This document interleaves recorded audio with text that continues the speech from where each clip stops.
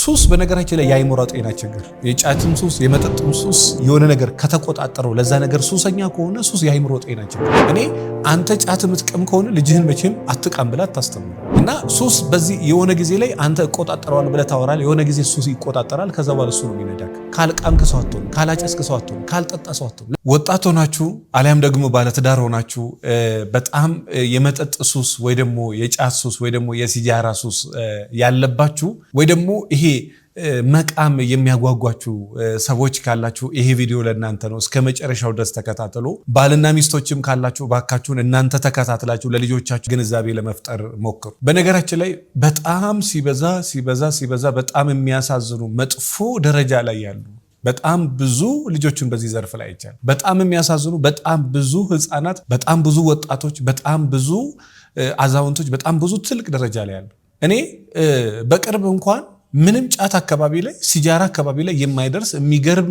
ሃይማኖተኛ ሰው እንደ ቀልድ ጫት በስኳር መቃም ጀመረ እና በቃ ይሄ ለሱ እንደ እርድና ነው። ጓደኞቹ እንዳሉ ጫት ይቀማሉ እና እንደ እርድና ዛሬ 7 ወር ነው 8 ወር አካባቢ ክረምት አካባቢ ላይ እና አይ ቲንክ ወደ 9 ወር 10 ወር እየሞላ ነው። የኛ ጫት በስኳር ምናምን ከለውዝ ጋር እንደላይ እየጨፈለቀ እያቦካ እና እንደ ቀልድ ነው የሆነ ነገር የጀመረው። ያ ልጅ ዛሬ ያለበትን ደረጃ ብታዩ ትደነግጣላችሁ። ፊቱ ተቀይሮ፣ ሰውነቱ ተቀይሮ፣ ብዙ ነገሩ ተቀይሮ፣ የአፉ ጠረን ተቀይሮ አሁን ይቅማልም ያጨሳልም፣ በዛ ላይ ደግሞ ይጠጣልም፣ በዛ ላይ ደግሞ ገንዘቡን አልቻለው። በቃ ገንዘብ ዛሬ 5000 ብር ከተቀበለ ነገ ገንዘብ ኪሱ የለም። ዛሬ 10000 ብር ከተቀበለ ከሚስቱ ጋር ተነጎዳይ ጭቅጭቅ ላይ ነው። ሱስ በነገራችን ላይ የአይምሮ ጤና ችግር የጫትም ሱስ የመጠጥም ሱስ በቃ የሆነ ሰው ለሆነ ነገር ላይ አዲክትድ ከሆነ ለሆነ ነገር በጣም ይሄ የሆነ ነገር ከተቆጣጠረው ለዛ ነገር ሱሰኛ ከሆነ ሱስ የአይምሮ ጤና ችግር። ይሄንን ጥቂት ሰዎች ነው የሚያውቁት የአይምሮ ጤና ችግር እንደሆነ። ሱስ የራሱን የቻለ የአይምሮ ጤና ችግር እንደሆነ ጥቂት ሰዎች ነው የሚያውቁት። የሚያውቁ ሰዎች ያውቃሉ፣ ብዙ ሰው ሊያውቅ ይችላል። ግን የአይምሮ ጤና ችግር ዛሬ ላይ እንደ እርድና ታየዋለህ። ኮካ መጠጣት ሌሊቱ ሙሉ እንዲያሰራይ ብዬ ነው። ጫት መቃም ትንሽ ዘና ያደርገኛል ደስ ስለሚለይ ብዬ ነው። ትንሽ የተወሰነ ስለምረጋጋ ነው። ስቅም ምንም ነገር እኮ ጥቅም አለ። መጠጥም ስጠጣ እኮ የሆነ ያህል ጥቅም አለው። ትንሽ ካለህበት ስሜት ልትወጣ ትችላለህ። ችግሩ ከሆነ ስሜት ያወጣህና ወደ ሆነ ስሜት ለዘላለም ይከተሃል ነው እንጂ ብትፈልገው ራሱ ፈልገ ቀስ እያልክ እንደምትቀመው፣ ቀስ እያልክ እንደምታጨሰው፣ ቀስ እያልክ እንደምትጠጣው አይደለም። ከዛ በኋላ ወደ ዘላለም ወደ ሆነ መከራ ይዞክ ይሄዳል። ኦፍኮርስ ስራ ላይ ኖር ይችላል። ከጓደኞች ጋር ስትገናኝ ሁሉም ጓደኞች ቃሚ ሊሆኑ ይችላሉ። አንተ መቃም ግዴታ ነው ወይ? እኔ በዙሪያዬ በጣም ላለፉት ረጅም ዓመታት ላይ በሃይማኖት፣ በብሔር፣ በዘር፣ በፖለቲካ በምን ብቻ በብዙ ነገር የተለያዩ ሰዎች አሉ። የነሱ ማንነት አንተን አፌክት እስከሚያደርግ ድረስ አንተ ጋር ምንም አልተገነባም ወይ? ይጠቅመኛል አይጠቅመኝም አትለይም ወይ? እናት ልጆቿን ይዛ መታ እንድትማከር ልጆቿ ታላቅየዋ 19 ዓመቷ ነው፣ ታናሿ 16 ዓመቷ ነው። ተደብቀው የሆነ ቤት እየሄዱ በሺሻ ይሄ እንትን ያጨሳሉ፣ ይቅማሉ ምናምን ያለው ልጆቹ ከታናሿ እህቷ ጋራ ታላቋ ከታናሿ እህት ጋራ የሆነ ቦታ ሄደው ቅሞ አጭሶ ይመጣሉ። እናት ይሄን ያየች ጊዜ እኔ የእውነት እግዚአብሔር ለጠላታችሁ የማያርግባችሁ የወለድከው ልጅ እኔ ራሱ እናትየው እንዴት እንዳሳዘነች እንዴት አንጀቴን እንደበላች ልጆቹ እንዴት እንዳሳዘኑ ልነግራቸው አልችልም። እንደ ቀልድ በጓደኛ ሲጀመር ነው። የ16 ዓመቷ ልጅ የሷ ጓደኛ ፍቅረኛዋ ጫት ይቅማል እና መኪናው በዚህ ስለምረጋጋበት ነው። ትንሽ ከዚህ ዓለም ጭንቀት ስለምወጣበት ነው። ትንሽ ሰላሜን ስለማገኝ አለበለዚያ ማበድ ይሰማኛል። ያለ እናት ነው ያደግኩት ያለ አባት ነው ያደግኩት ብሎ ልጅቷን አሳምኗታል። ልጅቷ ቀስ እያለች መቃም፣ ጫት መግዛት፣ መቃም፣ ጫቱ አጠገብ መቀመጥ፣ ሲጃራውን ሲስበው ማየት። ከዛ በኋላ እሷ ሱሰኛ ሆና ታናሿ ታላቋን ሱሰኛ አደረገቻት። እናትየው የሰማች ጊዜ እንግዲህ ሰፈር ውስጥ አንቱ የተባለች ሰው ቀና ብሎ የማያያት እናት ናት። እንግዲህ በዛች ሰከንድ ቤተክርስቲያን እንሄዳለን ብለው ጫት ቅመው የሚመጡ ህፃናት እንደው ምን ይሰማ? እንዲህ አይነት ልጅ ቢኖር እግዚአብሔር አያርግብህና ምን ይሰማሻል? እኔ አንተ ጫት የምትቀም ከሆነ ልጅህን መቼም አትቃም ብላ አታስተምርም። አንተ የምትጠጣ ከሆነ ልጅህን እኔ አንድ የሃይማኖት አባት መጠጥ ጠጪ ሆኖ መጠጥ እንዳትጠጡ ብሎ ማስተማር ይችላል ብዬ አላስብም። ራሱ መጀመሪያ የመጠጥ ሱሰኛ እሱ መውጣት አለበት ብዬ አስባለሁ። እኔ የሃይማኖት በተለይ ሃይማኖተኛ ከሆናችሁ ጠጪ ሰው እንዴት ሰው ከመጠጡ ውጡ ይላል? ጠጪ ሰው ከመጠጥ እኔ በተለይ ኦርቶዶክስ መሆናችሁ አንዳንድ ጊዜ በመኪና መጠጠጫው ይመጋል። እኔ ባታደርስስ ለዘላለም ይጣሉ። መጠጥ በመኪና ጭነ ቤተክርስቲያን ይዘት ሄዳል። መጠጥ እንዴ በጋራ እንሳሳት። የሆነ ሰዎች ከተሳሳቱ በጋራ ገደል እንግባ። ምን ብሎ ያስተምራል? ምን ብሎ አፋ ላይ ብሎ ያስተምራል? አደባባይ ላይ ድራፍት የሚገለብጥ አስተማሪ ምን ብሎ ያስተምራል? አንተ የመጠጥ ሱሰኛ ነህ፣ አንተ የምታስተምረው ሰው የጫት ሱሰኛ ነው። ምንድነው ልዩነታችሁ? መብለጥ አለብህ እኮ አንተ።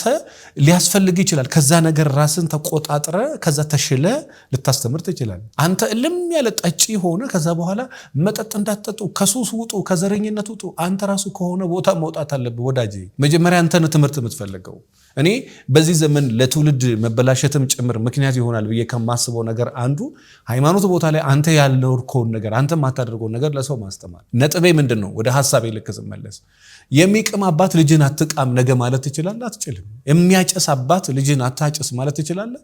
ከማን የተማረው? ሽታውን እኮ ያስተውላል እኮ። አባዬ ትቅማለህ እንዴ ታጨሳለህ እንዴ ብላ ታውቃለህ። የ9 ዓመት ልጅ የአፉ ሽታ አባዬ ታጨሳለህ እንዴ አባዬ ትቅማለህ እንዴ ብላው ታውቃለህ። ጫት፣ ሲጃራ፣ በዛ ላይ መጠጥ ሱሰኛ የሆኑ ሰዎች እንዴት ያሰብ። በቅርብም አንድ እናት አለችና እማዬ አፍሽ ይሸታል፣ እናትየዋ አንዳንዴ እንጆይ ስለማረግበት ነው ብላ በሳምንት አንድ ቀን ጫት ትቅማለች። በቃ በሳምንት ስታዩት በቃ የጨዋ ናት። ፊቷን ስታዩ ማንም እቺ ጫት ትቅማለች ብሎ ማንም አይጠረም። ወይ በሳምንት አንድ ቀን ነው፣ ከፈለገም መተው ይችላል፣ ግን አተውም። በሳምንት እኔ ራሱ እንደዚህ ማለት ከጀመረች 3 ዓመት ሞላት። 3 ዓመት ሞላ። እያጠበቀችው መጣች። ስትናደድ ጭራሽ በጣም ታጨሳለች። እና ይሄ ጫት መቃምን፣ ሲጃራ ማጨስን እንደ እርድና የምታዩ ሰዎች እባካችሁ፣ እኛ ሀገር የቱ ነው እርድና? ክለብ መሄድ እንደ እርድና ነው የሚታየው። የሚሄዱ ሰዎች ይሄዱ፣ ምንም ሁሉም እኛ መምሰል አለበት ብለን አናምንም። ሁሉም በራሱ ዓለም የራሱ ጥሩ ነገሮች ይኖራሉ፣ ግን እንደ እርድና የሚታይ አይደለም። ጫት መቃም እኔ አሁን ያ ልጅ አፉን ሳየው ይገርመኛል። በቃ አወራሩ ራሱ ከንፈሩ ራሱ የሚያዙ አይመስልም። የሱን ከንፈር እሱ የሚያዙ አይመስልም። በቃ በጫት ተቀየሩ። አዲስ አበባ ውስጥ የሚሆኑ ክፍለ ሀገርም በጣም ብዙ ሺህ ወጣቶች በጫት ሰበብ ተበላሽቶ አይታችሁ ከሆነ አያሳዝኑ? ጎዳና ላይ ያሉ ጫት የጨረሳቸው መጠጥ የጨረሳቸው ፊታቸው ተጠባብሰው ሰውነታቸው ተጠባብሰው በጣም ነው የሚያሳዝኑት። እኔ የወጣት ከሆናችሁ በጣም ትልቅ ሰዎች ከሆናችሁ በጣም ብትችሉ ከዛ ሱስ ብትወጥ፣ ካልቻልክ ግን ልጅ ስትቅም ልጅ ስታጨስ እንደው ልጅ ባታይክ፣ መጠጥ ስትጠጣ ልጅ ባታይክ፣ አንቺ ስትጠጪ ልጅሽ ባታይሽ፣ አለበለዚያ ሊመጣ የሚችለው ነገር ልነግርሻ። የጠጪ ልጅ ጠጪ ነው የምትሆነው። የሰካራም ልጅ ሰካራም ነው የሚሆን። ምናልባት እግዚአብሔር ከእንደዚህ አይነት ሰዎች ጥሩ ልጆች አውጥቶ ሊሆን ይችላል። ኦፍኮርስ አዎ አሉ፣ እግዚአብሔር እንደ ቸርነቱ ነው። ነገር ግን አጫሽ ከሆንክ በጣም ገዳይ ሱሶች ማለት እነዚህ ሱሶች ገዳይ ናቸው። የእውነት ገዳይ ናቸው። መጠጥ በጣም ሲበዛ ገዳይ ነው። እኔ ችግሩ የቱ ጋር መሰላቸው? ይሄ ሙሉ ሲስተማችን እንግዲህ መስተካከል አለበት። ማታ ቤታችን ለቢሮ እንዲመች፣ ለንባብ እንዲመች፣ ቤታችን ውስጥ ቴኒስ የለም፣ መጫወቻ የለም፣ መደበሪያ የለም፣ እግር ኳስ እንደ ልብ አይመችም። የሁሉም ቤት ልማድም የለንም። አሁን እንደውም እኔ በዚህ አጋጣሚ መንግስትን በጣም አፕሪሺየት ከማድረገው ነገር አንዱ ስቴዲየም አለ። ያንተ ስንፍና ካልሆነ በስተቀር ወጣ ብለህ ከጓደኞቹ ጋር እግር ኳስ ትጫወታለህ፣ ከፈለክ ቴኒስ ትጫወታለህ። በቃ ሪላክስ የምታደርግበት ብዙ ነገር አለ። ፍላጎቱ ካለክ። ትላንትና በእርግጥ ብዙ አይጋብዝም ለእንደዚህ አይነት ነገሮች። ዞሮ እኔ ሐሳቤ ከሱ አይደለም። ቢያንስ ማታ ራስን በሌላ ነገር ቢዚ ማድረግ ብትችል። በጣም የሚገራርሙ ጨዋ ሰዎች፣ ጫት የለባቸው፣ ሲጃራ የሌለባቸው፣ መጠጥ የሌለባቸው የሚገራርሙ ወንዶች አሉ። በዚህ አጋጣሚ እናንተ ቴንኪው በጣም በሴቶችም በወንዶችም በኩል። ግን ይሄን ቪዲዮ የምትከታተሉ ያገባችሁም ያላገባችሁም ወጣቶች ገና ይሄ ለመጠጥ ሱስ፣ ለጫት ሱስ፣ ለሲጃራ ሱስ እየዳዳችሁ ያላችሁ መጠጣት እንደ እርድና የምታዩ ሰዎች ካላችሁ እንደው እርድና አይደለም እሱ። እኔ በትክክል ልንገር፣ ያ የመሞት የመውረድ ጥግ እንጂ የእርድና ጥግ አይደለም። የሆነ ሰዓት እኮ ልጠጣ ትችላለህ። በወር አንድ ቀን በሁለት ወር አንድ ቀን ልትጫወት ትችላለህ። ወጣ ብለህ እንትን ልትል ትችላለህ። ለአሁን ትንሽ የተወሰነ ዘና ለማለት ልትታረቅ ትችላለህ። ቀን በቀን መጠጣት፣ ቀን በቀን ካልጠጣ መተኛት እስከሚያቅት፣ ለአሁን እሱንም እንደ እርድና ማየት፣ ጫት መቃም እንደ እርድና ማየት፣ ሲጃራ ማጨስ እንደ እርድና። እኔ ሱስ የሌለባቸው ሰዎች የእውነት እግዚአብሔር ይወዳቸዋል። አሁን በደንብ ክብራቸውን ጠብቁ። በጫት በሲጃራ በመጠጥ ተጠባብሰው ሊሞቱ የደረሱ ሰዎች ነው ያየሁት። እኔ በቅርብ ማቆን አንድ ታሪክ ልንገራቸው። ሲጃራ ከዚህ በኋላ ብታጨስ አይደለም ቢሸት ትሞታለህ ተባለ። ከዛ እቃ ገዝተው ልክ ሰምሉ ኬት ላይተሩንና ሲጋራውን ኬት እንዳመጣ ይታቀም እዛው ሆስፒታሉ ሲጃራውን አጨስ ሞተ። እዛው ሆስፒታል ውስጥ እኮ ከዚህ በኋላ ሲጃራ ብታጨስ አይደለም ቢሸትህ ራሱ ትሞታለህ ብሎ ዶክተሩ ነግሮት ወጥቶ እቃ ሊገዙንት ብሎ እዛው አንዳንድ ነገር እያደረጉ ከየት እንዳመጣው አይታወቅም። እዛው ሆስፒታል ውስጥ ሲጃራ አጨሰ፣ እዛው ጸጣል። እና ሱስ በዚህ የሆነ ጊዜ ላይ አንተ እቆጣጠረዋለሁ ብለህ ታወራለህ። የሆነ ጊዜ ሱስ ይቆጣጠራል። ከዛ በኋላ እሱ ነው የሚነዳክ። ካልቃምክ ሰው አትሆንም፣ ካላጨስክ ሰው አትሆንም፣ ካልጠጣ ሰው አትሆንም። ለምን?